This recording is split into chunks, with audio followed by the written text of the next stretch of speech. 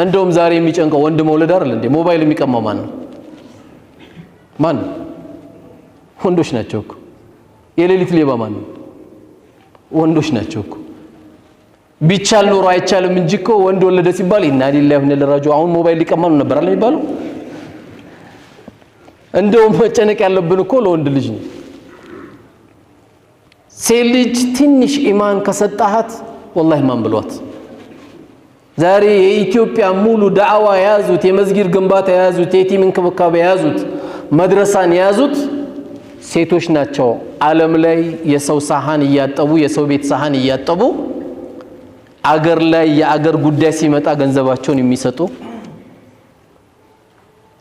ለየቲሞች ሲባል የቲሞችን ከፋላ ወይም ስፖንሰር የሚያደርጉ፣ በእያንዳንዱ መልካም ስራ ላይ የሚሳተፉ ሴቶቻችን ናቸው እንጂ ይሄ ብጥበጣ ካልፈለቅም በስተቀር ዋናው አንተ ሚስት ሴት ወለደች ወንድ ወለደች አይደለም ልትጨነቅ የሚገባው። አፍያ ያለው ልጅ አላህ ከሰጠ አልহামዱሊላህ። ከዚህ የበለጠ ስኬት የለም። ኦቲዝም የወለዱ እነዚህ ራሳቸው የማይበሉ ሲሸኑ የማያውቁ ስንት የምታሳድግ ደግሞ እናት አለች። አላህ ሴት ሰጥቶት ሴት ጨመረብኝ ይላል። አልহামዱሊላህ አላህ ሊያከብር ነው። 7 ሴት አለ ካርል እንዴ?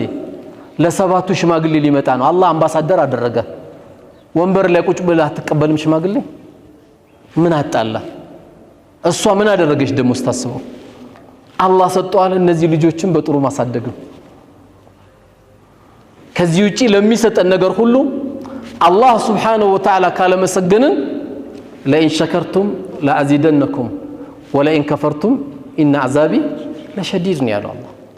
ካመሰገናችሁን ጨምርላችኋለሁ። አንተ ወንድ ተወለደ ሴት አይደለም የተሰጠ ልጅ ሳሊ ተቀይ የሚሆን ልጅ እስከሆነ ድረስ ገና ከባለቤት ሆድ ውስጥ እንደወጣ አዛን አሰማው። የዛን ጊዜ በአዛን የተቀበልከው ልጅ ኢንሻአላህ መጥፎ ነገር ላይ አትወርቅብህም፣ መጥፎ ነገር ላይ አውርቅብህ። ይሄን ነው ማድረግ ያለብን። ስለዚህ እህቶቼ በትዳራችሁ ቤታችሁን ጠብቁ። ስትጠብቁ በሰደቃ ጠብቁት፣ በዚያራ ጠብቁ። ሁሌ ብቻኛ ተቃቅፈን መተኛት ህይወት እንዳይመስልን።